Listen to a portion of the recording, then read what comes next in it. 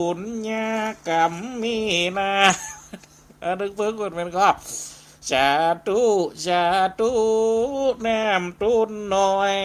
ข้าตุนนี้ขอเป็นน้ำหยาดไม้ตานว่ามันนึกเพิ่งเหมือนคนเท่ามันนึกเพิ่งเข้ากับ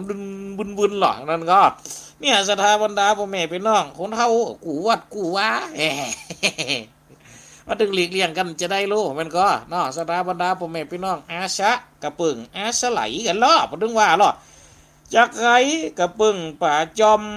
จะกินแกงอมมันก็ต้องอุ่นๆเนาะมันก็เอาจ้อนเขาซุนมาถึงจะมีไข่ล้อกินแกงอมอย่าเอาจ้อนเขาซุนเป็นไข่ตักมาหีบเมียสักบื้อประตูเหียกงงเหียกเฮงเหียกแต่งามเขี้ยวไปมืดอะไข่ถึงนั่นนะต้องไปอุ่นเนี่ยก่อนมันจะจับปืนกินเย็นมันก็เป็นม้วนยังมันก็ของอีอ่ะมันก็เอาจ้อนก็ซุนมันตึมจะมีไข่เนาะกินลาบกินซากับพึ่งฟักพึ่งไม้เอาจีนก็ใส่เหี่ยกำเอาฟักก็ใส่เหี่ยหน่อยมันก็จริงจะได้ล้ำอร่อยลงคอมันก็สดายาติพี่น้องเป็นนะทุกสิ่งทุกอย่างพึ่งปะอาศัยกันหมดเพราะฉะนั้นวันนี้นะเอาก็จะจะได้จ๋าเอามาปะปุบกันในเมื่อค่ำยามแรงนับแต่นี้ไปแหม1 ชั่วโมงข้าแม่ติ๋มฟาดก็จะปะกับพระเจ้าตัวนี้พระดนุพลมุนิวังโสวัดห้วยแหนแน่นละตำบลแม่ชุกอำเภอแจ้ห่มจังหวัดลำปางเขาจะได้มาปุบมาปะมาหันหน้าหันตาก็ต้องมาตั้งเฟซบุ๊กไล่ถ้าว่าเขาฟังเสียงกันไปก็ต้องตั้งวิทยุมันจริงได้ขาดมันจริงจะได้หายจ๋าปลาใสกันไปในน้ำนี่แนวนี่เมนกอสถาญาติโยมพุทธบริษัทวันนี้งานนี่เป็นหน้าหนาวหรอมันดึงเปื้องเหมือนเดี๋ยวนี้ออกไปข้างนอกนี่จะมืดแล้วนะวัดห้วยแหนคนนี้นี่จะมืดแล้วเพราะมันเป็นหน้าหนาวมันจะเข้ามาหน้าหนาวละป่ายฝนต้นหนาวนี่ปีนี้กันโตน้ำกันนักดินกันหลายไฟกันมาหรอปีนี้นะมันก็บ้านเมืองเขาลังบันว่าจะมาเกิดกะลิยุกเนี่ยก้าเห็นเราฝั่งกับพวกกึดนักก็นะกะลิยุกกะลิแยะอย่างนี้เขาพอเอ็นดูฝั่งกับเราไหลหากันเต็มเลยไหลโตไหลต่างหากันกันนะยังมันหนังได้มุ้มให้ก่อนนะสถาบรรดาพ่อแม่พี่น้องกูสิงกูยังเนาะมันก็ย่อมปึงปะอาศัยกันเนี่ยวันนี้คนจะใดจะอาศัยกับอาศัยสิ่งคนฟังญาติโยมพุทธบริษัททั้งหลายกำเดียวเลี้ยวนี่เขาก็จะต้องได้เดินทางไปห่วมบนอยู่แฮมตี้วันแรงนี่นะจะไปวัดตะโหกนะครับวันแรงนี่เลี้ยวนี่ก่อนแกล่องไปนะครับเพราะฉะนั้นมันก็ตึงจังว่าเนาะปีนี้ไฟกับมาน้ำกับไหลไฟกับมาดินถมหนาทางคอนโตสถาเขาไปฟังเตอะพี่น้องเจ้าแม่สายก็เป็นดีอินดูบนแต่เนาะเจ้าแม่สายโตเตอะป้องก็เป็นออกรายการอันสเปดเนาะสถาบรรดาพ่อแม่พี่น้องเราฟ้องกระหำให้กันเนี่ยสถาทั้งหลายเหตุการณ์ถ้ามันได้เกิดขึ้นแล้วเนี่ยมันก็เป็นตีหน้าตีว่าเขาทุกเศร้าเสียใจนะสถาทั้งหลายนะครับโดยเฉพาะระยะเวลาที่ผ่านมานี่นะของที่มันดีสถาทั้งหลายที่เป็นห้องว่าขี้นี่มันก็ขี้เปอะขี้โป่งถล่มทะลุบุเขายังหมู่บ้านในจังหวัดเชียงรายตั้งเมษายกันนักสถาทั้งหลายบ่ฮู้ว่ามันเอามาดังใดบ่ฮู้ว่าลูกที่ไหนมาแต่ตั้งตีบางครั้งเพื่อกหันต้นเหตุสาเหตุที่มันเข้ามาใดเนี่ยสถาญาติโยมพุทธบริษัทของเขาเพราะฉะนั้นปากันเตรียมเนื้อเตรียมตัวเอาไว้เตอะเหตุการณ์อย่างใดต่างๆนานาเกิดขึ้นมาแล้วมันก็จะได้ฮู้ตันฮู้เต่าเอาไว้กันฮู้ตันเอาไว้แก่ฮู้เป้ฮู้ชนะฮู้อภัยฮู้น้ำใจทางการห่วมกันนั่นกันล่ะเนี่ยสถาบรรดาพ่อแม่พี่น้องมันก็อย่างเฮานี่ตัวฝั่งกระจวนไปนะครับบริจาคเป็นตังไปแล้วลูกห่วมกิจกรรมเหมือนเขาก็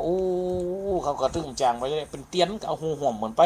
นะครับแต่หาจวนเขาไปเขาตึงเขาไปฝั่งกาแฟเจ้าขี้ขาด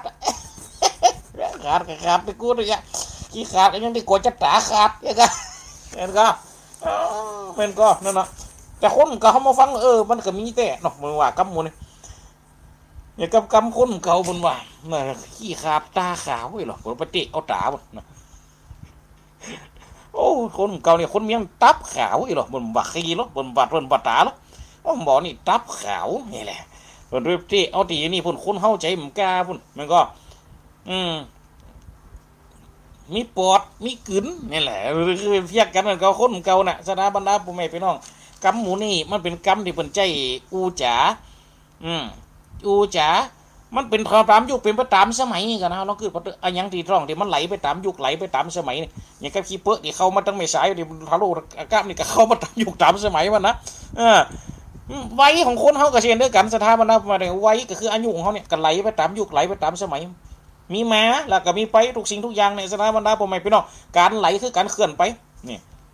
เคลื่อนไปจะมีอยู่หลายแบบหนึ่งเคลื่อนเข้ามาปุ๊บกันนะมันก็สองชายลูกชายลูกขวามาปุ๊บกันทั้งกลางนี่สองเขียนจากขวาไปซ้ายสามเคลื่อนจากซ้ายไปขวา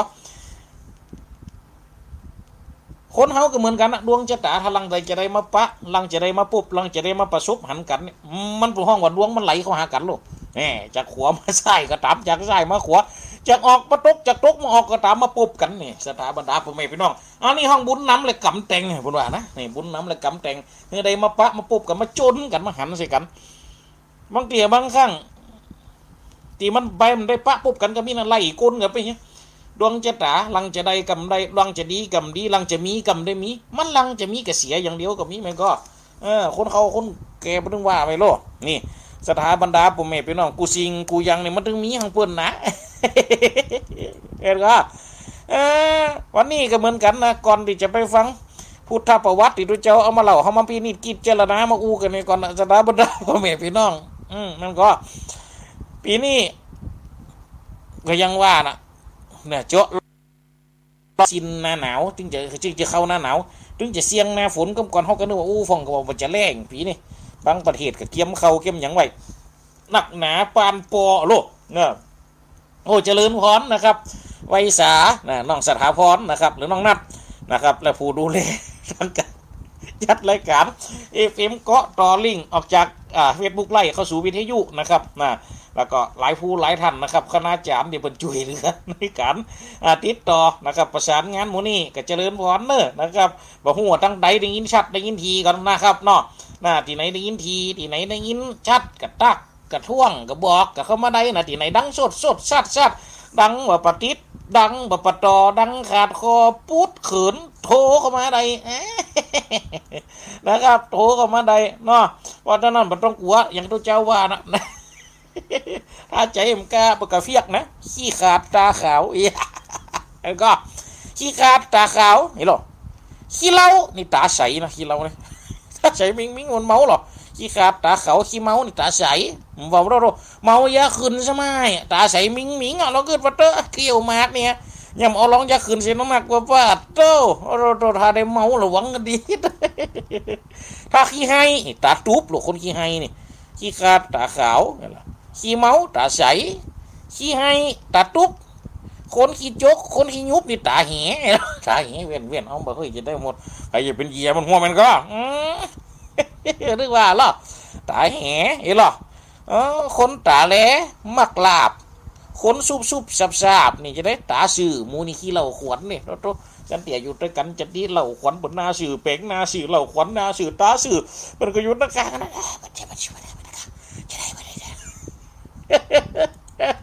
แต้มหัวเนาะแล้วก็วนก็ว่ามันจะเปิ้งโลมันก็ขี้ชุบขี้ซาบนี่ตาสื่อเห็นหรอคนขี้เอาฮือนี่ตายมโอ้คนมีน้ำใจหรอตาจะยมพอไผตามปักพอไผตามคำพอคนได้ยิ้มแย้มแจ่มใสอันนั้นนะเววตายมเววตาแห่งความเมตตาเววตาบักแข็งกราวล่ะมันก็เว้นตาบักแข็งกาวอู้จ๋ากับไผเลาะมันก็ยุแยกเด็กยุรำตำยั่วบรรลุว่ายุรำตำรั่วบ่ยั่วเตกบ่แยกเป็นกุ๊กบ่เป็นนกสองหัวนี่อูจ๋าปลาใสโดยดีนี่ตาหยุมอุ๊บหุบนี่ขอสายตาไผกระชูตาเย็นหรอกคนจะนี่มันก็คนขี้ฮือนี่ตาหยุมมันก็คนตาคมนี่จ จื้อแขกนี่คนมันเก่าบุญว่าไว้มันกอดแขกนี่มันตาคมโลโอ้โตฟังดิเป็นพันละนะฮันเตอพญาละสีมันยังกระตามเตอพญาเจ้าเมืองเก่าละสีเก่าฟังในธรรมมันเตอตาคมดังนกอินทรีอย่าลาลาลาลาลามีอิทธิฤทธิ์ที่เก่งกาอาจญากาหรือเรื่องสตานตึงเมืองตัวดาวตุนพ่อเจ้าออกมา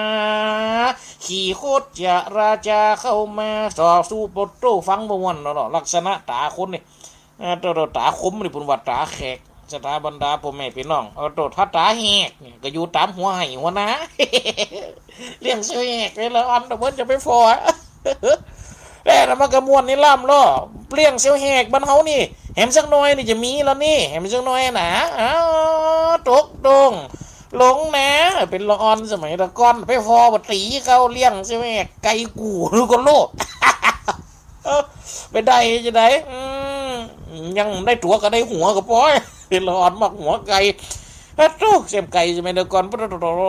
ขอบสามีกะหางี้ก็ยังกินอยู่เนี่ยเขาลองเกิดปัตเตอร์สตาร์บรรดาผม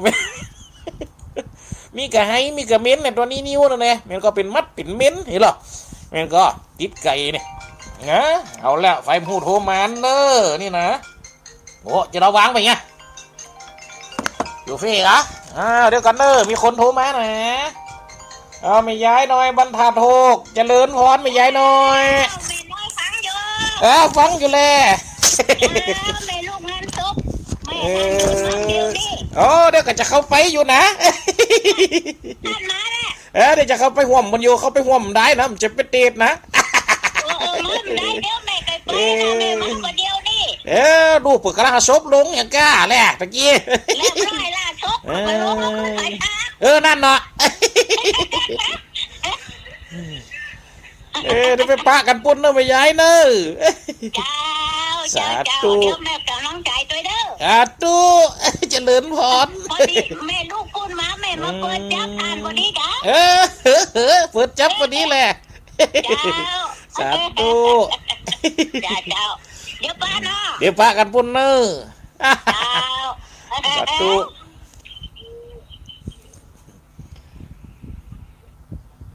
อันนี้กับแม่ย้ายน้อยมันตัดโหกโผล่มาแล้วเดี๋ยวก็จะไปป้ากันปุ่นอ่ะโอ้เนี่ยสดาบรรดาแผ่พี่น้องคือเรามาคือเป็นกำลังใจหรอกแล้วก็เป็นกำลังดีๆนะกำลังใจเลยนะเป็นกำลังใจนะแม่เนอะโอ้อันนี้ก็โยมแม่เพ็ญศรีแล้วนี่ตักก็มาทางเฟซบุ๊กไล่สาธุรับฟังทางวิทยุสาธุได้ยินชัดนี่หน่อยโยมแม่เนาะทางวิทยุนี่นะครับเนี่ยสถาบรรดาผมไม่พี่น้องเชียวแหกโลคุณเก่าปนเลี้ยงบางทีก็ห้องตาแหกนี่แหละแล้วก็โอ้กับมีเราไหไก่กู้หรือเขาบนปตีเขาบนตับตังเฟ่เฝ้าหรอเป็นละอ่อนเนี่ยแล้วไปหมากวนนะบะโลคนเป็นคนเฒ่าคนแก่เป็นเจ้าให้เจ้าน้าเรื่องบอกพอนี่เนอะมันไปหมามาไกลนะบอกตัวเขากับพอแต่ว่าแมงงนตอมบ่มในมือวักมดวัดเป็ดกันทำกินสียำหูเหมาะเนอะเนี่ยสถาบรรดาพ่อแม่พี่น้องมันก็ตาแหกก็อยู่ตำให้ตำนะเห็นหรอตาที่เบิ่นเอาใส่ไม่ปลายไม่สูงยาวเป็นว้า2 ว้าในห้องตาเหลียวเอ็นก็มาด้วยกันนี่ตาเหลียวนี่จะปักอยู่ตามหัวให้หัวน้ามันกันยะนะแล้วโอ้โตตาเหลียวมันเก่าหรอเป็นสารกุ๊บสารป่าเห็นลูกมาดหอยงำสถาบรรดาพ่อแม่พี่น้องอยู่กลางตรงพุ่นเขาเป็นละอ่อนฟอร์มันนึงปึ้งสีท่าจะซักซิดสีท่าจะมีความเป็นมาเป็นไปที่งดงามบัดเต้าเขาเป็นละอ่อนเขาถึงไปฟอหังปืนโดสถาบรรดาพ่อแม่พี่น้องเขาฟอมันคือเนาะเดียวมีแล้วฮะตาเหลียวยังเก่านะมัดกบมัดป่าหอยบุกเลี้ยวเลยปุ๊บผมไปซีเอาป่าผมไปซีเอากบลูกแล้วเดี๋ยวไม่พอเปิ่มสารเต็กเตียนสิเขาโดนบดาวะฝากผมทีเนี่ยหัวดิมันกินคันแมงดิมันไปยุงกับสัตว์ดิมันไปยุงกับเขากับกาแม่งก็มันดีมีหัวดิมันอยู่ในน้ำกับเข้าป่าน้ำเบียบสัตว์ที่อยู่กับน้ำซึ่งนั่นถ้าจะไปห้องไปตั้งน้านี่มันก็นิวเหียแมงดาเหียปุ่นเป๋งโลแมงนิวแมงดาแมงเงียงนี่เอาเขาใส่มัดเป็นปุกแฮนห้อยลงมางำ เนี่ยสถาบรรดาพ่อแม่พี่น้องโตตาเดี๋ยวเอาใส่ไม้สูงเป็นว่า2 ว่าห้องตาเหลียวเห็นหรอลิตาที่เลี้ยงเป็นแถวนี่ตาใครเอาแล้วเด้อไฟโตมาแหมหัวนี่หับสายบนก่อนไม่ย้ายเกียวเด้อเจริญพรไม่ย้ายเกียวจะได้หูจักก็แก้หูจักก็แล้วอ่ะโอ้หูจักอยู่นะตันหันอยู่ลูกนึกว่าบ่หูจักก็แล้วอยู่หูจักกับตันหันอยู่นะแต่เลี้ยวสูงเลยตันหันอยู่ตันหันอยู่ตันหันอันนั้นให้หัวคนเดียวนี่ว่าโอ้หูจักก็แก้ก็แล้วมันเฟิงบนน้ำไม่ย้ายเราสมัยมันเก่าเนาะบนเอาปักนะเนาะจ้าเปิ้นกะเปิ้นผู้ใครพวกนั้นแหละพวกนี้แต่แล้วปักแกงให้น้าแม่น้องง้ำเห็นหรอสแล้วมันเก่าเนี่ยตุ๊ดลมมาจะหายฟัดมุนกันเนี่ยแม่เนาะเป็นละอ่อนไปแบกขับบนโลนอยู่เนาะเคยได้อาจูกับใครหัวอย่างนี้คนเดียวเนี่ยมันเดียวนี่นะอันนี้นะแม่ลูกก่อนเนี่ยนะจะเลื่อนพอได้ยมแม่เนอะเป็นกำลังใจเด้อสาธุ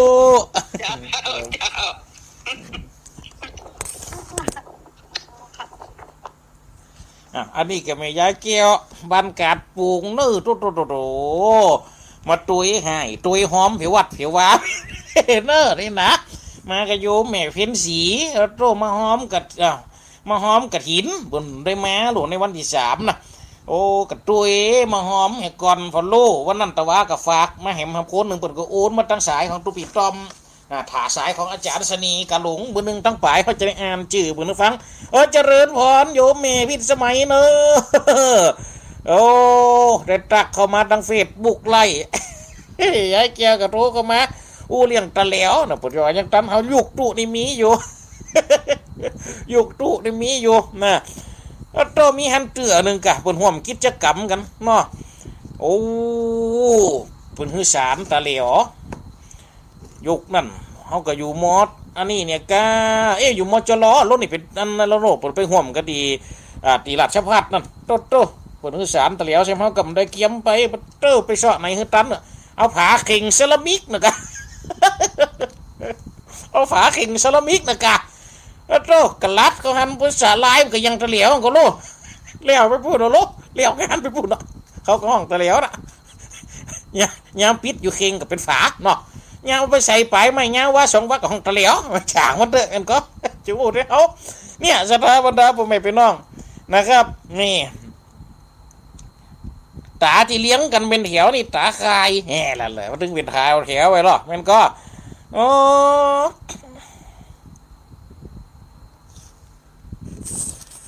ตาที่เลี้ยงกันเป็นแถวนี่ตาคาย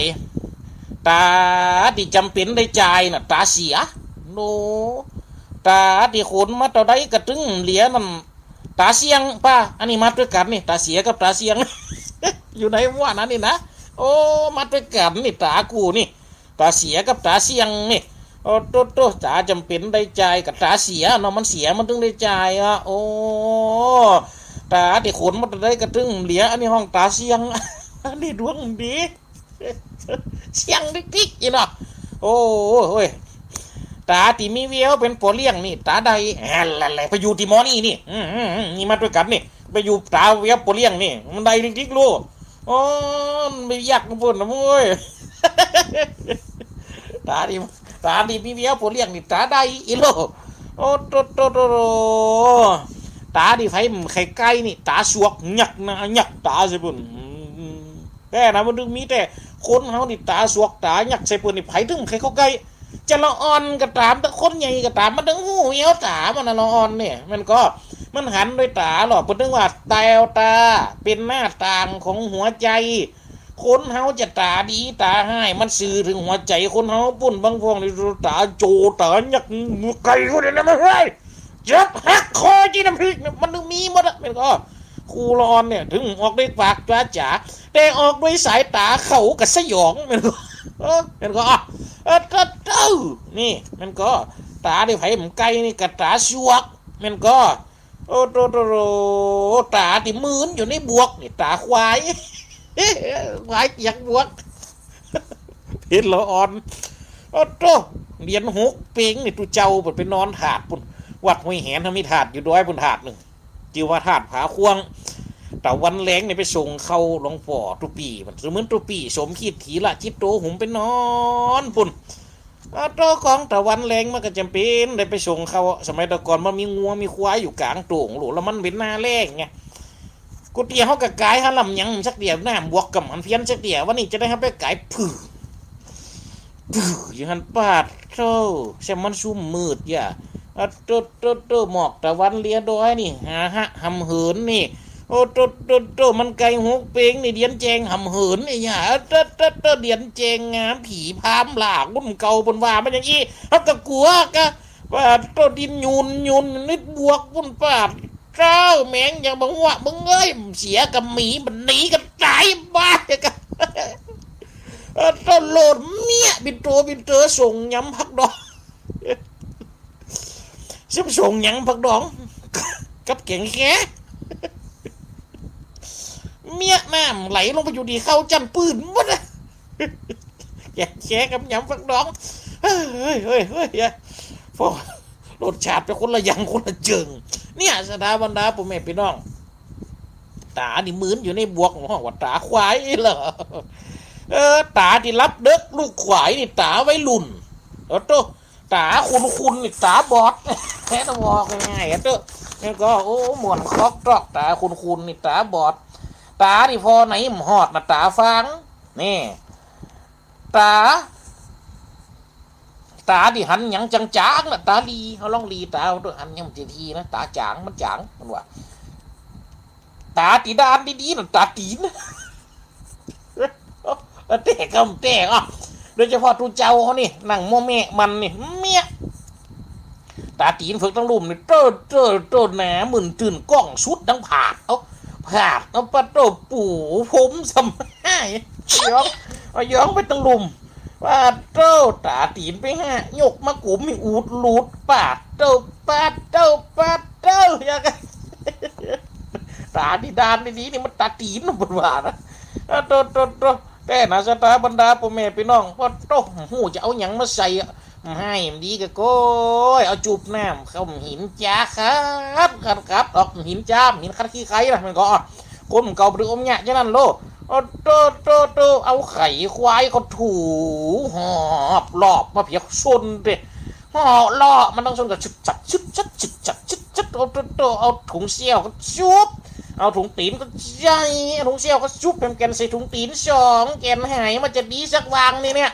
ปีกมาดานเนี่ยเหมาะป้าต้มอย่างจะได้ฟอพยังเขียงหน่อยอย่างก็มันยังมาดานหมอแต่หมอว่ามันก็เนี่ยตีนเนี่ยตาจังหุมดานนี่ตาตีนล่ะโอ้ตาดีจังหุมดานนี่ตาตีนตาดีจังปีนนี่ตาละอ่อนมันก็โอ้โตเป็นลูกย้อนลูกตู้นี่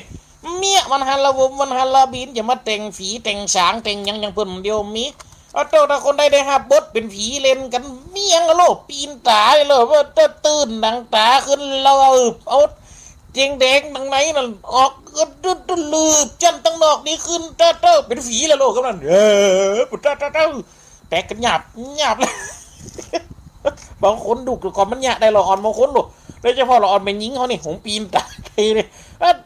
หมอกอันได้กับกัวกันแล้วแตกหยับช่วยได้เป็นก็กองได้หยับไผ่ละต้นเลยช่วยได้ป้าต้นแตกกันหยับมันเสร็จแล้วผีกินมันแน่อีกโลเป็นก็ต้องยุคเก่าอย่าเล่นด้วยกันนะก๊อกเธอมาทำไมไอ้โลมาชวนเธอไปดูหนังเรื่องอะไรไอ้โลแม่นาคฟักขนงโต้เอาไปว่าไปปุ่นหรอกไม่ไปเรื่องผีปีศาจเอาไปก็ไปเห็นหรอไปเดือนมืดหรือเดือนสว่างไปเดือนมืดฉันไม่ไปอยู่กับเขา เป็นการสอนละอ่อนอูไทยเนาะยุคนั้นเนาะเอาความนี่มาว่าเนี่ยได้นะมันจะมากับปูไทยมันจะมาอยู่เนี่ยแผ่นเนี่ยบางคนก็อุ้มจะจางอุ้มเผลิดปุ๊บเนาะได้นะไปเดือนมืดหรือเดือนสว่างเฮโลไทยกับจะไทยชัดเนี่ยไปเดือนมืดสันไม่ไปเฮโลไปเดือนสว่างไปก็ไปเฮโลพัดโทไปยังบนห้องมั้ยยังบนห้องบดมาอ่านเนี่ยเธอเดินหน้าฉันตามหลังเห็นหรอตุ๊บอะไรหล่นมะพร้าวหล่นเห็นหรอก็ยุคของเขาเนี่ยตุ๊บอะไรหล่นหัวกะโหลกฉันหล่นเห็นหรอกำนันป่นปีตีนังกันแล้วกันแล้วก็มันได้ปีนตาว่ายน้ำมาแล้วปุ๊บ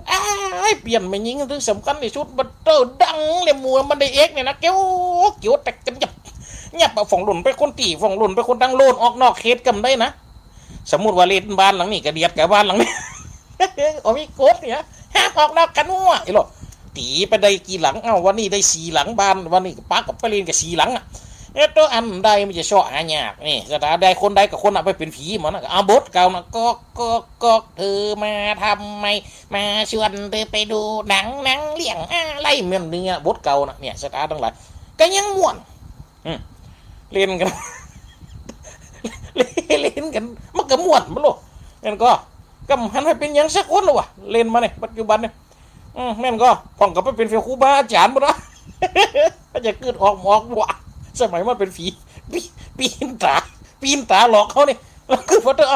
แน่นะพ่องกับไปเป็นครูบาอาจารย์พ่องไปเป็นฟิวอ๋อบ่ละเดี๋ยวนี้มันจะคือเท้าเกิดหัวแม่นก็เกิดติดได้เป็นผีด้วยกันเนี่ยมันก็เมื่อตาละอ่อนมันผมปีนหรอตาที่จังผมปีนนี่ตาละอ่อนหรอตาที่ผมอยู่ในบอลน่ะตาเต็งเป็นมูตะเกียนี่ตาที่ปิงตะวันนี่ก็ตัวกองมันขึ้นมากับตึงปิงยุ่งอะโลตาที่เป็นคนละตังไปเดียวกันน่ะห้องตาลือวันถึงมีแต่นะตาเป็นคนดีคนตากเลยฉันเตียนตักเขาประตูนึกว่าฟอไฟเขาจุป้มจ้างตักเอาไปไหนมาเหลียวไปฟอแม่เฮ้ยถามกูก็ถามไปมอนอีกเฮ้ยจะตอบนึกกับความเจ้าเขาตัวจะเจ้ามาด้วยกัน3-4 คนไปกับป้มจ้างตอบ4 คนจ้างตอบสักคนก็ไม่สติฟอตามันแย่งเขาหรอกแย่งใส่หมูปุ่นนั่นก็ตาดิ่มไปตั้งด้วยกันนี่ตาเลยเห็นหรอคนนึกว่าหรอตาที่มืนอยู่หันมือเริ่มดิ้นต้วงนั่นตายังห้องตาคนตายสถาบันดาผมไม่พี่น้องคนตายนี่ถ้าได้รับก็รับดีนี่จิตมันออกไปทางอื่นหรอกแต่ถ้าได้จิตออกตาบนว่าสถาบันดาผมไม่พี่น้องวางเตรียมมืนต้องเตรียมรับเนี่ยสถาบันดาผมไม่พี่น้องเนี่ยเพราะความห่วงอะไรใจห้อยหรอเนี่ยสถาทั้งหลายเนาะว่าจะนั้นวันนี้เอาตัวอีก่อนอย่างตายกำแหกขึ้นมาเนี่ยเนาะเพราะฉะนั้นวันนี้ที่เขาจะอู้กันแต่ในปุ่นนะเขาจะอู้เรื่องพระอรหันตสาวกะเจ้าบุญนะ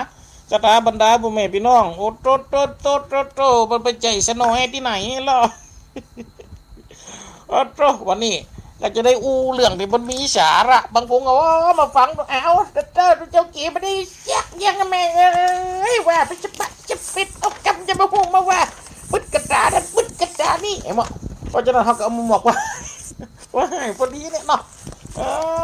แต่ก็มันก็เอาไปให้พอดีเนี่ยสถาบันดาผมไม่พี่น้องวันนี้มาหลกมันมาคอนป่ายแล้วนะเป็นกึ่งมาแล้วกาตากาอูเลี้ยงตามาเนี่ยสถาบันดาผมไม่พี่น้องกันวันนี้ก็ตั้งเก้าไม้หรอกวันนี้มันก็กลางห่ำเก้าเพราะไม่เนี่ยกูเตี้ยนี่ปะกันแหมเลี้ยวมีดเกี่ยวสหายเนี่ยก็ยังว่านะสถาทั้งหลายกูสิงกูยังมันก็มีเปลี่ยนห้องเนาะมันก็น้ำกระปึ่งเหืออย่างก็ดีขึ้นมาตั้งต้นตะกี้แล้วเสียกระปึ่งป่าขนเทาไผ่ขาปึ่งไม่ดูการละอ่อนสมัยมันเดี๋ยวจะหูจักหูไม่ดูการเนี่ยมันก็โอ้โตไม่ดูการเป็นอย่างไรเป็นไม้ชนิดหนึ่งใหญ่ดิหัวมือสักนิ้วเนี่ยบางอันกระโตหัวมือเนี่ยเงาสักวาเนี่ยมันก็เงาสักวาเนี่ยแล้วเปิดกระเจ้าตอกพ่องเอาเกียกพางพ่องแน่มัดกำจะมัดน้ำเพิ่นมีสูตรมัดของเพิ่นนะหลังจากมัดตาเก้าหันแล้วมดมันก็ไม่เลยว่าปุ๊บเพิ่นก็จะเอาคามาหมอกสักกำดิมันหมอกปักกำเนี่ยเพิ่นจะเอามานักมันจะมาเต็มกับโอ้โยมาเพิ่มกับไผ่มันได้เหรอมันก็ไป กระหน่วมไม่ให้น้อยหนึ่งนะเอามาไว้บนหันเอายังตันหันอยู่ลูกคนเฒ่าไผค้านี่กับไผกับปลวงเขานี่ลูกปปูเขานี่แหละนี่ก็กับปลวงเขากับปปูเขาเนี่ยกะโตเป็นคนเนี่ยอยู่อ่ะไผค้าเนี่ยนะโอ้โตเปิดกลับมาหมอกในหมอกมันตบใดเนี่ยเดี๋ยวมันตบใดปุ๊บเปิดกระตัวน่ะเขากล้องแล้วปุ๊บกับมันจะมีวิธีมัดของมันหูดไปเนี่ยไหลไปเลยมันก็จะเต็มไม่ดูกันอ่ะจนท่าทั้งหลายทำนี่ไม่ดูกันมีรุดเฮฟเฟอร์นออันนี้เป็นการไฟขาแล้วมีแฮมยังเลยคือไฟตองตึงแต่เลี้ยวไปเตะทำเมสอดเมืองตากโรตูเจ้าอาวาสท่านอาจารย์มหาเขาก็จำเพิ่นได้ชื่อว่าอาจารย์มหาวัชรินทร์นี่ก็ฮะเพิ่นป้าไปเอียบเมืองพม่าลายนาเมียววดีตอนนั้นเขาก็ไปด้วยท่านอาจารย์สนีกาหลงโตน1 โลกับไปหันเพิ่นโอ้ไฟตองตึงขายทั้งปุ่นนะสตาบรรดาผมไม่ไปน้องโตกองขลึบกึบกือแม่เฮ้ยตองตึงนั่นสตาบรรดาผมแม่ไปน้องเอาลองกึบปัตเตอร์บ้านเฮานี่ส่วนมากจะเฮ็บตองตึงนี่จะมันไฟตองตึงนี่ส่วนมากก็ตอนใดตอนที่มีป่วยหลวงวัดวาผามอันใดกาที่เป็นผามตัวเจ้าเปิดก็จะไฟตองตึงก็ใส่ผามที่ออกไปยืนเอามาเป็นคนบ้านอันนั้นไผอันนั้นเอาใส่เป็นใบเป็นเบอร์สารแตะฐานถืมเอาตองตึงมาตากตื่นจุบน้ำตักจุบน้ำตักแห้งก่อนจุบน้ำตักเอามาพึ่งยำกำเอามาเนี่ยเขาใส่กับถืมเนี่ยใส่กับถืมเนี่ยสิถืมพวกอันกู้แจงหงถืมน่ะเปิดก็จะเอาตอกเจาะลงไปปีนเข้ามามัดกิ้วอู้เด่นตักนื้มเจสนอยก่อนนะโตเอาลองมาพอเถอะจะได้ทั้งหลายอยู่ได้จัดเหมือนอะไรนะตองตึงนี่เจสนอยสักกำโอโตวัดหัวแหนสมัยตะก่อนเข้ากำกระใจนี่หรอฉันเตี่ยเข้ากำแล้วเป็นเดือน2 เดือนปุ่นเอาลวดเดือนเมษาก็ยังได้ลูกเอาลองขึ้นพอเถอะเข้ากำปีใหม่มกราโพดเพียดำหัวสวงบานปีใหม่เมษากระตองตึงนี่ลูกคงอยู่หันโนสถานทั้งหลายเนี่ยไม่ดูการหรอกนี่มันจะเป็นตัวแหนบตัวดึงคืออันนั้นมีความคงทนบ่คือมันตบบ่คือมันงอเนี่ยเวลาถ้าเอาไปมุ้งกระลวดดึงเป็นดึงไม่กันพาไปหันแล้วหมดแล้วลูกมันก็มุ้งนี่ตั้งลุ่มก่อนใส่ไม้กันพากับตัวเดียวนะตีนใจนะกองเอาขาเขาใส่มาดึงจับกันพอดีแน่น้ำปึ่งเหือเสียปึ่งป่าคนเทาไฟขาปึ่งไม่ดูการเห็นหรอคนเทาอยู่บ้านปึ่งวิทยุเห็นกะอย่างกับไม่ย้ายแก้วแม่ไม่ย้ายแก้วประกาศปูงกะโยมแม่เพี้ยนสีนี่กะไม่ย้ายหน่อยกะที่บุญจังโทมานี่โอ้หมูนี่ปึ่งวิทยุดึงนั่นเนอฟังวิทยุดึงนั่นเนอหูจักดนุพลหมูนี่วังสูวัดไม่เห็นกับวิทยุดึงนั่นเนอได้กับเฟซบุ๊กไล่นี่บอลลับไม่หันกันนะมันก็นี่คนเฮาอยู่บ้านก็เพิ่งวิทยุรอของมันกู้กันโลเห็นป่ะโอ้ยก็กู้จ้างไอ้ลูกเห็นก็บางทีบางแห่งบนว่าลำว่าเรียกขมุกู้จ้างไม่ห้างกู้น้ำเห็นโลเนี่ยสถานบรรดาพ่อแม่พี่น้องโอ้ยกับจ้างไม่ห้างกับน้ำส้มกับไม่มันหวานกับตู้เจ้าไอ้ลูกสมัยตะก่อนว่าหวานกับคนเฮาอย่างเอาต้มเดี๋ยวตู้เจ้าไปมีอย่างโตหัวของหวานมันเดี๋ยวนี้กาโตที่นั่งเลี้ยงกันในห้องบ้านจะโฮมนั่นโต4 แถวนี่มี6 ตัวป้าโตกาเป็นของตุเจ้าเป็นเกิงหมดเดี๋ยวนี้นะกาโตตุเจ้าอยู่เป็นเกิงหมดนะตุเจ้าตัวไหนก็เป็นเบาหวานหมดเอาเราขึ้นมาเถอะเนี่ยชะตาบรรดาพ่อแม่พี่น้องคนเฮาก็กูวัดกูว้ามานึงเปิงหมดโลกคนเฮามาฟังธรรมฟังน้ำเขาวัดเขาว้าโตไปแล้วไปทำบุญไม่ยายเกี่ยวประกาศปงโทรมานี่ฮัลโหลขอรอบ2เด้อรอบ2เลยขอรอบ2เปิ้นแต่เปิ้นคนน่ะคนเฮาอยู่กับวิทยุกับเปิ้นแต่เลยมันเป็นเปลี่ยนวิทยุมันเป็นเปลี่ยนจัดดีนะกระแตกะถึงมันนี่มีวิทยุก็เป็นเปลี่ยนน่ะถูกเปิ้นว่าจานน่ะถูกต้องเลยกันก็ถูกไอ้ตองก็ได้ไผนะได้ไผกันไผค้าเลยนะไผตองตึงทั้งไผตองไผค้าหาไผขายแฮมซ้ำอ่ะ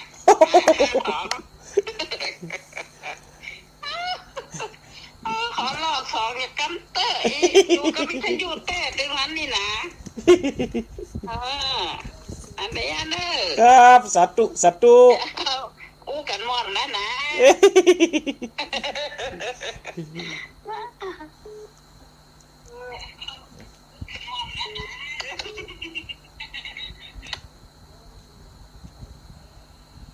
ต่อไปไม่ย้ายน้อยบัตรโทกโทรมารอบที่สอง เราเป็นสาวมูนี่มันทั้งลูกวิทยุด้วยนะ รุ่นนี้วิทยุด้วยนั่นน่อมได้เฟซบุ๊กไล่ด้วยเปิดนะเนาะ เรียกวิทยุเป็นเปลี่ยนหนึ่งวะนี่ สาธุดีได้ โอ้มาเอาไว้ลูกไปไล่ฉันยังอ่ะ ผู้จักกันกันย้อนวิทยุเนี่ยเนาะเดี๋ยวนี้เนาะ ก็เดี๋ยวเขาก็หูจักแล้วผมไม่ไหวเลย สาธุสาธุ ก็เดี๋ยวเขาใจเล่าไม่เด้อ ได้จะลองไปละ มีแต่อีเลยนะท่านโอ้ย นั่นน่ะจะแฮะเนาะ มวนมูนี่วัดวิทยุมูไว้สลุนเนี่ย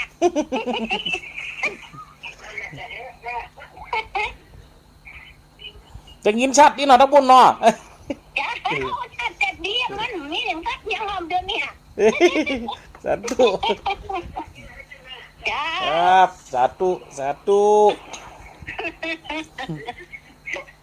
วิทยุรุ่นเก่าเนี่ย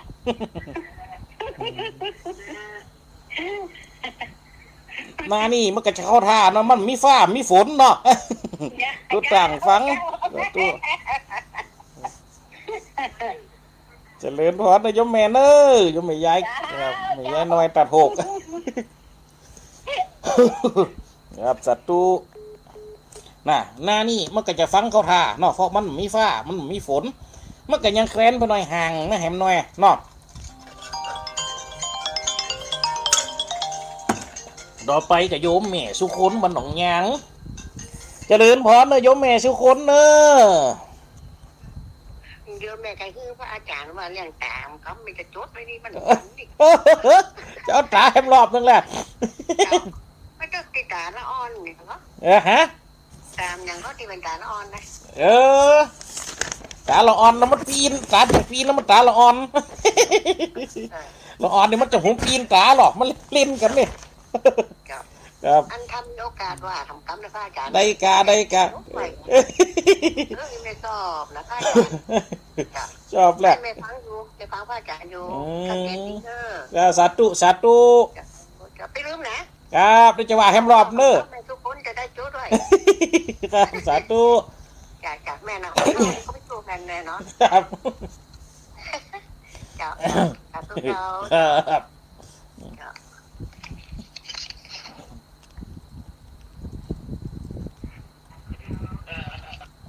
เนาะอันนี้ก็โยมแม่สุคนนะครับกระตักถามเขามาโอ้มากันมาขอตาแฮมรอบเลยเรา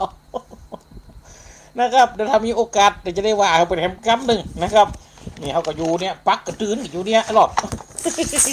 เดี๋ยวนี้เขาก็จะได้อู้กันนะครับเนาะเรื่อง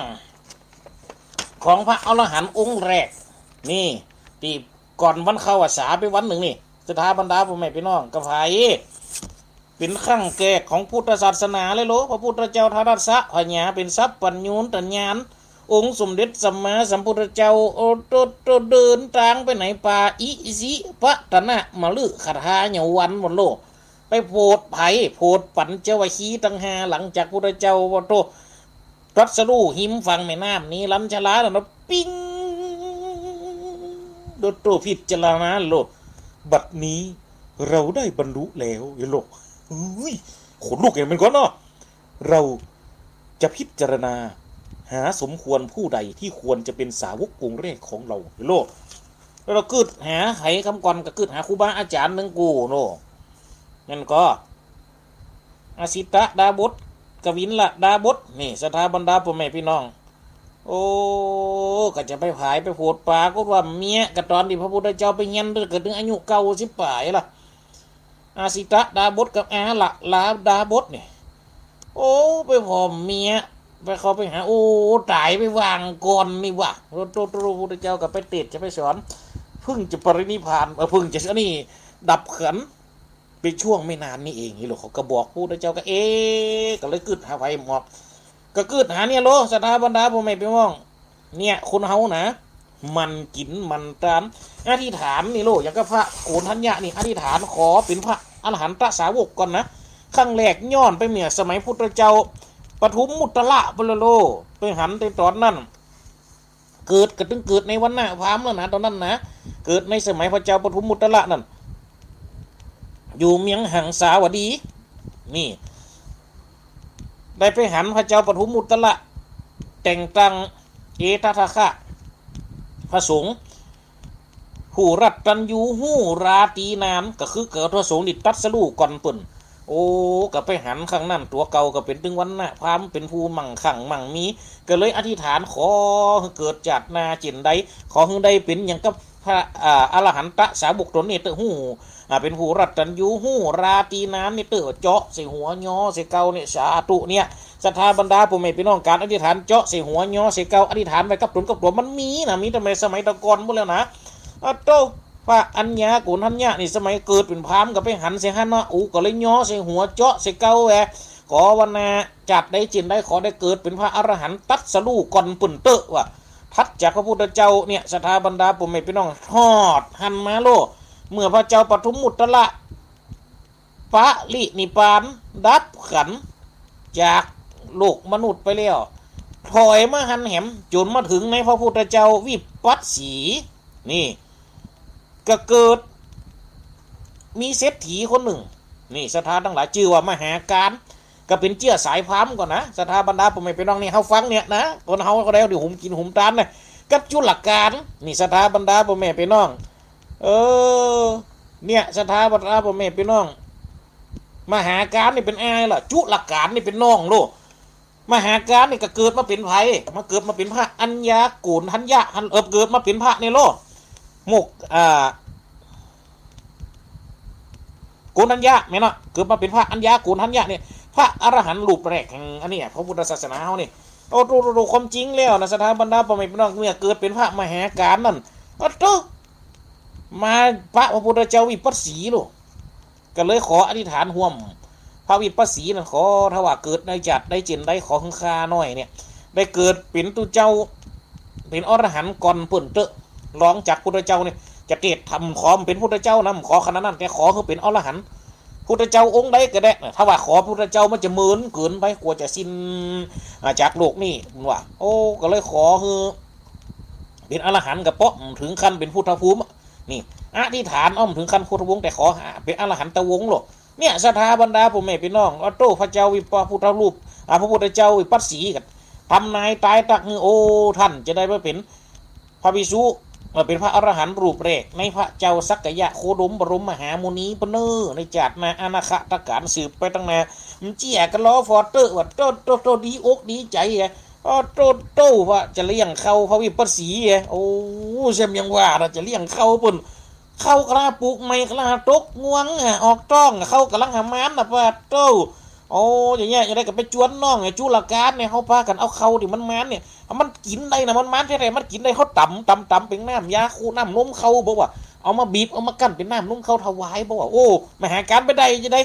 เข้ากระหามานเอาไปเนี่ยอันก็เสียเข้ามาสะได้เข้าได้จะได้บุญได้โม่โอ้ไปเนี่ยเดี๋ยวล้อมันตกงวงตีเอาไปตามเดี๋ยวเตอะว่ะไอ้กำพังจะรู้ตามเตอะว่ะโอ้อันถวายจะตามเดี๋ยวแห้งนะอันเขาแบ่งกึ่งจุลการคนน้องก็ถามแบ่งก็เลยแบ่งกึ่งนะเอาตัวไอเอาเฟิกหนึ่งน้องเอาเฟิกหนึ่งโอ้เนี่ยอย่างดอกำนันคนไอจุลการมหาการโตเป็นยังออกงวงไม่กำเป็นยังวะออกงวงมากำลังมันกับเนี่ยกับแป๊บเก็บไปมดกับไปแปลงเป็นน้ำนุ่มเขาถวายพระพุทธเจ้าวิปัสสีโลโตสุดท้ายมาแล้วปุ๊บกระตังสัจจะอธิษฐานเนี่ยขอให้ได้เป็นอรหันต์ก่อนเปิดเนี่ยศรัทธาทั้งหลายปรากฏว่าโตเข้าเอาออกไปแล้วปุ๊บคณะที่อยู่ในช่วงระยะเวลาการเข้ากระตกงวงเอามาแหมมานะคือมาแหมเนี่ยได้เอามาถวายน้ำนมเขากับพุทธเจ้าวิปัสสีถึง9เตือก่อนโลในคณะที่ในจุลการเนี่ยได้ถวายเตียเดียวนะมันล้อเขาตกงวงลูกล้อเขาเหลียงเต็มตรงกูลูกคอใช่ปูเขาปีแหมกำบัตเตอร์เท่ามันจะได้ไปกินกับเปิ้นยังเป็นก็ ออโตปูก็ปีเห็มกำเลียโตเป็นตามเดี๋ยวปุ่นเตี่ยเดียวเนาะเนี่ยพระพุทธเจ้าวิปัสสีก็เลยพยากรณ์ว่าน่าจะได้ไปเกิดเนอเป็นอรหันต์รูปแรกในศาสนาของพระเจ้าสมณะโคดมเจียกรอฟอเตอร์ว่าโอ้เนี่ยศรัทธาบรรดาพ่อแม่พี่น้องจนพระพุทธเจ้าสมณะโคดมนั่นก็เกิดมาเป็นเจ้าชายสิทธัตถะฮันโลศรัทธาพ่อแม่พี่น้องเกิดมาเป็นเจ้าชายสิทธัตถะเกิดได้3 วัน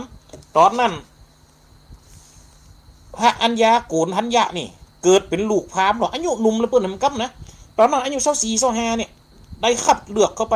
พระเจ้าสุโธทนะคัดเลือกพราหมณ์ถึงหมดเป็น108 คนเขาเป็นนั่งจุ้มกันพันแล้วก็คัดจาก108ให้เหลือหัวกะทิที่สุดแห่งคนเหลือหัวกะทิแหม4 กู้นี่ก็คือได้8 คนเนี่ยสถาบรรดาพ่อแม่พี่น้องต่อไปปอสมควรเวียงปะเป่าเนอะโอ้วางสายลุดไปให้แล้วก็ลักกะพูดลุดไปให้แล้วปอสมควรเหยเดี๋ยวกระตักมาใหม่เนอะน่าจะรู้นะตู้สถาบรรดาพ่อแม่พี่น้องอย่างไรกำนันกันคาดจาก108พระเจ้าสุโธทนะประกาศออกบทหลุดทีวีกี่ช่องว่าเราวิทยุออกกันอวบเอ็ดขอเชิญท่านพราหมณ์ทั้งหมดในบรรดาเมืองของเรานี้มาประชุมกันเพื่อกระหนานพนามทำนายพุทธลักษณะทำนายลักษณะนี่ลูนรรักของเจ้าชายลูว่าโตมีความงามอย่างใดตามถึง108 คนมาจุ่มนุมมัดนัดความจริงแต่เอามาถึงเมืองนะคัดจากถึงเมืองเหลือ108คัดจาก108เหลือ8ลู4 กู้วันนี้โตพาม7 คนนั่นเท่าพองอโตตำนายของกระสันงอนเจ้าชายสิทธัตถะเด้อจะได้เป็น2 อย่างเด้อถ้าว่าเป็นพญาก็ได้เป็นมหาจักรพรรดิลูกถ้าว่าทรงผนวดจะได้เป็นมหาศาสดาปัตโตพระเจ้าสุโธทนะได้ยินสั่นให้จุกูจะไปให้ลูกกูบวชได้จะได้เอาว่ามาแต่ละคนฟองก็ว่าจะอันนี้มดแล้วมีคนเดียวนะติดตอบเหมือนเปิ่นก็คืออัญญาโกณทัญญะพราหมณ์นี่ละลูโอ้กว่าจะได้โกณทัญญะเชื่อผมนี้เป็นยังไงล่ะลูกของพระองค์เป็นอย่างเดียวเท่านั้นคือเป็นพระศาสดาเป็นนักบวชเท่านั้นจะเป็นอย่างอื่นไม่ได้แน่นอนว่าป้าเจ้ามั่นใจอย่างนั้นเชียวหรือแน่นอนพระค่ะพระยะค่ะเจ้าชายจะเป็นมหาศาสดาของโลกอย่างเดียวพระยะค่ะป้าเจ้าสุโธทนะกระใจโวห้อนโวหนาวแต่มันเป็นเสียงเดียวแปลเป็นเสียงเดียวที่ยืนยันว่ามีอยู่7 อย่างทางนี่8 คนน่ะมันเป็น8 เสียงแต่ไม่อยู่7 เสียงที่ว่าจะได้เป็นถ้าว่าได้เป็นเจ้าชายจะได้เป็นจักรพรรดิเนี่ยโอ้ก็ยังมีอยู่ก็เลยจังใจเลย50 เสกกันสร้างภาษา3 หลัง3ฤดูห้อนฝนหนาวเจ้าชายอยู่นี่ว่าโตปราสาท3 ฤดูนั้นมีหันมดคาถาดนาดสนมเนี่ยสถาบันดาผมไม่พี่น้องอันนี้ห้อมเล่าเนี่ยเล่าไปถึงตอนนี้เจ้าชายสิทธัตถะออกไปบำเพ็ญทุกขละกิริยาเอาลิ้นยู่เงียกโฮงหายใจเข้าหายใจออกแบบสุดกินข้าววันละเม็ดจนร่างกายนี่ผอมมดก็ได้พราหมณ์ถึง5 คนในละโลก็มีโกณทัญญะ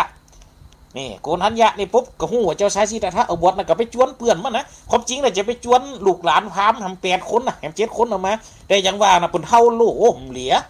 ตายหมดก็เลยไปจวนได้ลูกได้หลานมากับก่อนจะไปจวนตัวของอาจารย์ถึง7 คนน่ะมาปรากฏว่าตายหมดไปรวบรวมได้5 คนน่ะนี่ก็ได้ไผกับโกณทัญญะ1โลวัปปะ2โลพัทธิยะ3มหานามะ4อาชาชิ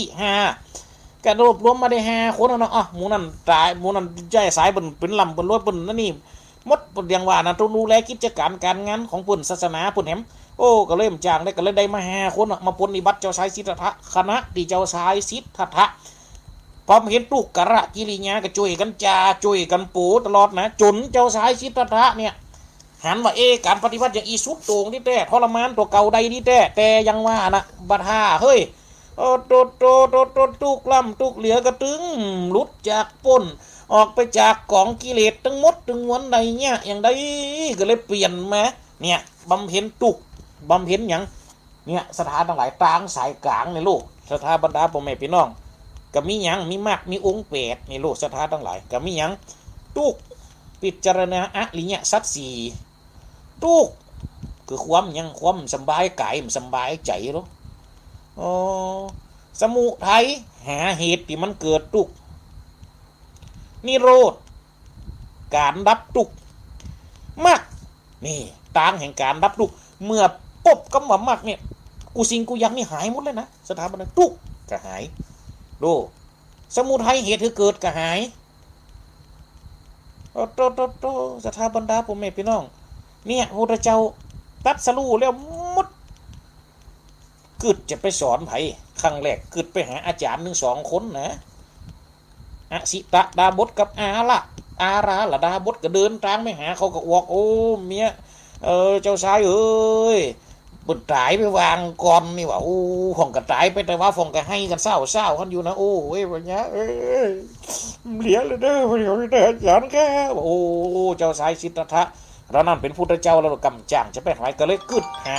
เนี่ยปะปุบอัญญากุณทัญญาเอาโลป่อสมควรโหมาเนอเจริญพรโยมป่อสมควรเนอท่านอาจารย์ตานี่นะตามันถึงบดีค่ะน้องแก้วออกมาใหม่ๆเอาไปแยงอ่อนเดี๋ยวมันเคียงไปหมดอ่ะมันพอนแต่พูดว่าแรกเวลาไปขาผมก็ไผมาแล้วนะไปตองกับไผมาหมดอ่ะแม่นี่ตะกี้ว่าเรื่องตายอยากที่คือกำลังใจแม่นั่นด้วยเด้อครับโอ้คนเฮาเนี่ยอยู่กับผู้อยู่ได้เนาะแน่นอนคนเฮาเนี่ยอยู่ในกับวิทยุนะเป็นเปลี่ยนหรอกคือกำลังใจขึ้นสีขาวทุกคนเนอะสาธุเจริญพรคุณโยมปอครับไปสาครับสาธุผสมควรเวียงปะเปาเนอะอันนี้นะอันนี้โยมปอสมควรเวียงปะเปาตะกี้โซดเข้ามาสุดท้ายมันลุดออกไปเนี่ยสถาบันดาปู่แม่พี่น้องถึงไหนล่ะตะกี้เนี่ยสถาบันดาปู่แม่พี่น้องพระอัญญาโกณทัญญะในโลกก็กึดได้กับ5 คนเนี่ยพระเจ้าก็เลยเดินทางไปป่าอิสิปะตานะมะลึฆะทายวันไปปุ่นโลสถาทั้งหลายกับไปเตดแน่กระเตดคือไผฟังกับอัญญาโกณทัญญะ1วัปปะพัทธิยะมหานามะอาสาชิถึง5 คนเนี่ยฟังไง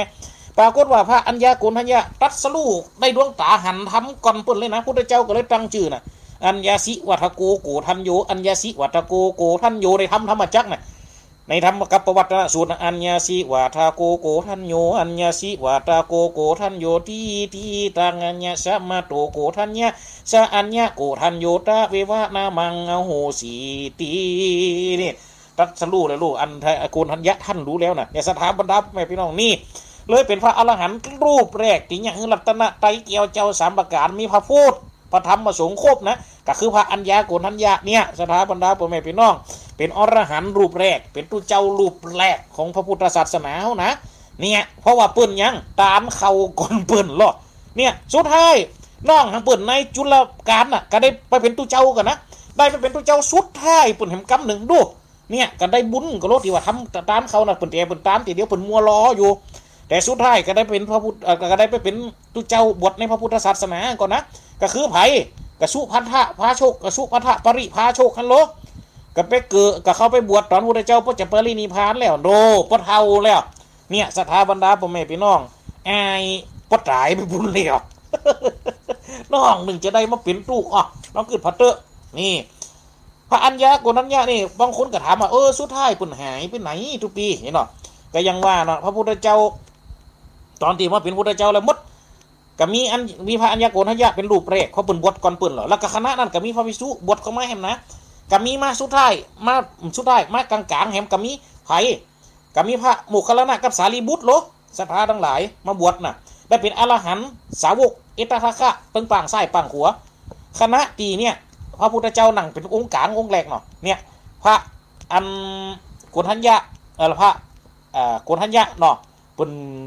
ก็ต้องนั่งทัดออกมาจากพระสารีบุตรแห่งกำหนึ่งเนี่ยเปิดกระกัวเก่งใจพระสารีบุตรกับพระโมคคัลลานะนี่เปิดก็ได้ขอหนีไปอยู่ป่านี่ศรัทธาไปทั้งหลายไปอยู่หิมซะพุ่นเมืองไปอยู่หิมซะมันคะ มันทาคณีนะศรัทธาทั้งหลายมันทาคณีเป็นตีอยู่ของจ้างเนี่ยศรัทธาทั้งหลายจ้างชัดทันจ้างอย่างมูเนี่ยจ้างเดี๋ยวมีความฉลาดจ้างเดี๋ยวนี้เนี่ยจ้างกระจากระดูแลผลมาตลอดนะศรัทธาบรรดาพ่อแม่พี่น้องไปอยู่หันได้12 ปีกับต้องเป็นบวชกับเท่าอ่ะสุดท้ายไปอยู่ได้12 ปีก่อนนะไปอยู่ได้จ้างนี่นะที่หิมเขาสวนน่ะบรรพตเนาะเทวบุตรเทวดาก็ลงมาใส่บาตรจ้างฝ่องเก็บผลไม้หลากไม้ให้จ้างพวกนี้มีความฉลาดเหมือนคนพอเป็นจ้างตระกูลชัดทันศรัทธาบรรดาพ่อแม่พี่น้องคณะที่ไปบวชอยู่นั่นอยู่เมียงอยู่หิม